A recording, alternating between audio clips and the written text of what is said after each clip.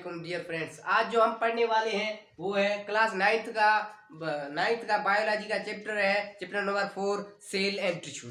उसका जो है हम पहले सेल देख लेते हैं। सेल होता क्या है? सेल जो है, जो हमारी दुनिया में जितनी भी चीजें हैं वो सेल से बनी हुई है। हम देख लेते हैं किस तरह बनी हुई है। जिस तरह हमारी जो बिल्डिंग है वो ब्लॉक से बनी हुई है, उसी तरह हमारी बॉडी जो है वो सेल से बनी हुई है। कैसे? अगर हम पहले जब जगह बनाते हैं, बिल्डिंग बनाते हैं, तो उसमें क्या कहते हैं, हम ब्लॉक्स खरीद कर एक एक ब्लॉक से एक दीवार बनाते हैं। फिर दीवार मिलकर ऐसे मीन्स इसका जो है वो क्या हो गया, स्मॉलेस्ट यूनिट क्या हो गया, बिल्डिंग का ब्लॉक हो गया।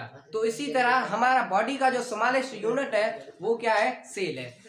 ये आपने देख लिया कि सेल से कैसे हमारी लाइफ बनी, जिंदगी जो है सेल से कैसे बनी हुई होती है। तो cell is the structural and functional unit of life. और स्ट्रक्चरल, जैसे कि हमने देखा कि जो स्ट्रक्चर होता है बिल्डिंग का वो क्या होता है, स्ट्रक्चरल यूनिट क्या होता है, ब्लॉक होता है। लेकिन फंक्शनल यूनिट क्या है, वो तो नॉन लिविंग है, इसमें फंक्शन कोई नहीं होगा। लेकिन हमारी जो बॉडी के अंदर फंक्शन होते हैं ना, वो भी सेल परफॉर्म करता है। कौन परफॉर्म करता है? सेल ही परफॉर्म करता है। तो उसके बाद हम सेल को देखने के बाद हम आ जाते हैं टाइप्स ऑफ सेल। सेल के कितने टाइप्स हैं? सेल के दरअसल में दो टाइप्स हैं। एक है प्रोकैरियोटिक सेल और दूसरा होता है यूकैरियोटिक सेल। प्रोकैरियोटिक सेल वो होता है जिसमें न्यूक्लियस नहीं होता, और यूकैरियोटिक सेल वो होता है जिसमें न्यूक्लियस होता है। जिस तरह हम प्रोकैरियोटिक जो है वो एक ग्रीक लैंग्वेज का वर्ड है, दो वर्डों से मिलकर बना हुआ है। एक वर्ड है प्रो, दूसरा है कैरियन। प्रो मीन्स बिफोर और कैरियन मीन्स न्यूक्लियस। और यूकैरियोटिक भी दो ग्रीक वर्ड से बना हुआ है, यू और karyon. Eu means true and karyon means nucleus. तो ट्रू न्यूक्लियस इसमें होता है, इसमें न्यूक्लियस नहीं होता। सही है। तो ये पॉइंट भी, इसमें न्यूक्लियस एब्सेंट होता है, इसमें न्यूक्लियस प्रेजेंट होता है। उसके बाद न्यूक्लियस इज कंप्लीट और न्यूक्लियस इनकम्प्लीट। इनकम्प्लीट कंप्लीट कैसे? और प्रोकैरियोटिक में जो न्यूक्लियस होता है इनकम्प्लीट होता है। किस तरह? हमने न्यूक्लियस जैसे सेल है, ये एक सेल है, इसमें जब क्या है, ये न्यूक्लियस है। न्यूक्लियस क्या है? न्यूक्लियस के बाहर एक न्यूक्लियर मेम्ब्रेन है। न्यूक्लियर मेम्ब्रेन है जो प्रेजेंट है, इसलिए न्यूक्लियस का एक शेप है। क्या है? न्यूक्लियस का एक शेप है। तो इसको हम कंप्लीट न्यूक्लियस तब कह रहे हैं जब इसके बाहर जो है न्यूक्लियर मेम्ब्रेन है, तब इसको हम न्यूक्लियस कह रहे हैं। अगर ये मेम्ब्रेन हटा दें तो क्या होगा, साइटोप्लाज्म और न्यूक्लियोप्लाज्म दोनों मिक्स हो जाएंगे। क्या हो जाएंगे? मिक्सअप हो जाएंगे। तो इसलिए हम कहते हैं कि जो होता है यूकैरियोटिक होता है उसका ट्रू जो होता है न्यूक्लियस होता है, और प्रोकैरियोटिक्स का false nucleus. False means no nucleus, incomplete nucleus कह सकते हैं। तो बहुत नाम दे सकते हैं। ठीक है।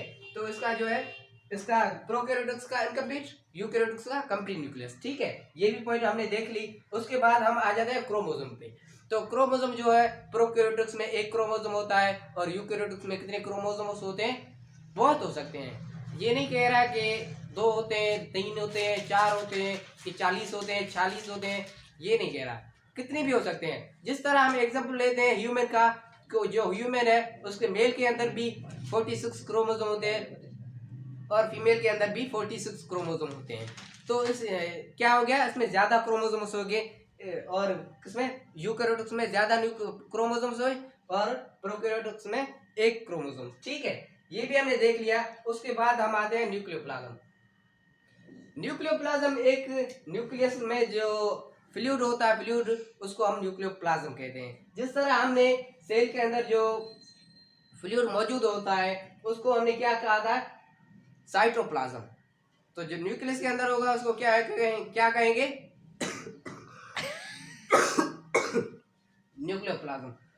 क्या है कि सर्दी का मौसम चल रहा है तो मेरी तबीयत ठीक नहीं है, लेकिन फिर भी ठीक से आपको एक्सप्लेन करने की कोशिश कर रहा हूँ। ठीक है।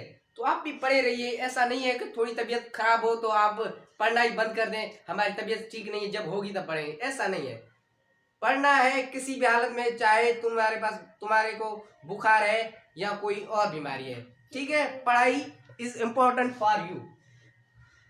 ठीक है। अब आ जाते हैं, न्यूक्लियोप्लाज्म को भी हमने देख लिया। उसके बाद हम आ जाते हैं एग्जांपल्स पे।